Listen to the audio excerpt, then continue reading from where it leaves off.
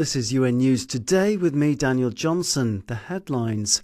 In Sudan, UN Rights Chief Volker Turk highlights the lack of care for the many people who've suffered terribly during the war. Meanwhile, in freezing Ukraine, families are in constant survival mode, the UN Children's Fund warns, and an alert from Central and West Africa, where famine is already killing people, with thousands more at risk, the World Food Programme says. The Sudan war has uprooted 12 million people and many still lack a safe place to shelter, particularly survivors of sexual violence, UN Human Rights Chief Volker Turk said on Friday.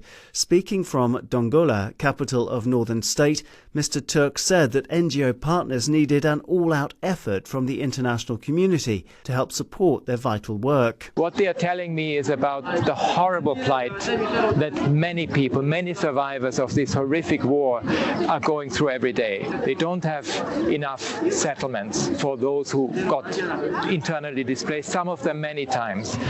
There's no proper solution for the women who have suffered sexual violence because the space is not there. There is not enough attention paid to people with disabilities. The UN Rights Chief said that NGOs were the first responders to people in crisis and were critical to Sudan's future, but they need protection and help to do their work.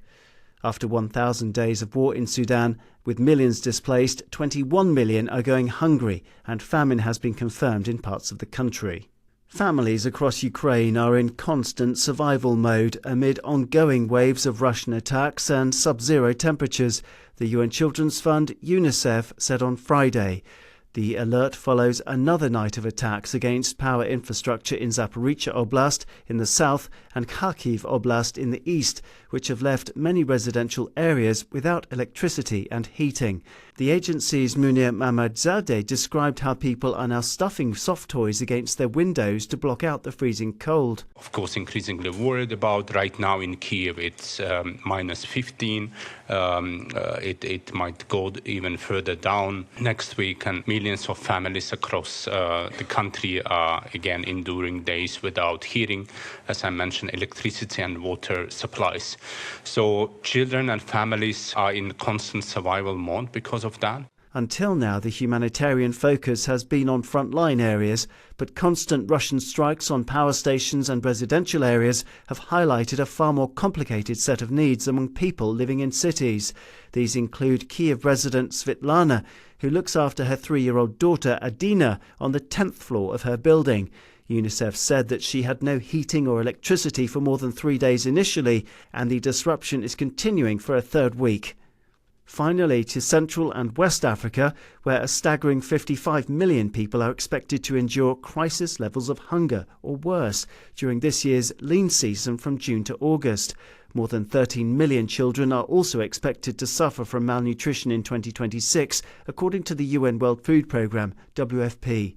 In an alert, the agency warned that the number of people facing emergency food insecurity in West and Central Africa has doubled since 2020 to 3 million people. And, for the first time in 10 years, around 15,000 people in Borno State, northeast Nigeria, are just a step away from famine. That does mean that people are dying, said WFP's Jean-Martin Bauer. The causes of this need to be understood. The last rainy season in West Africa, which ended in October, was relatively favorable. The crops are doing fine overall in the region. There was even flooding in some areas. So this is not due to the climate. The vulnerabilities we're seeing in West and Central Africa right now are really due to violence. They're also due to the fact that there have been large funding cuts to essential systems that support the population. Funding cuts have forced WFP to stop providing assistance to about 300,000 children in Nigeria.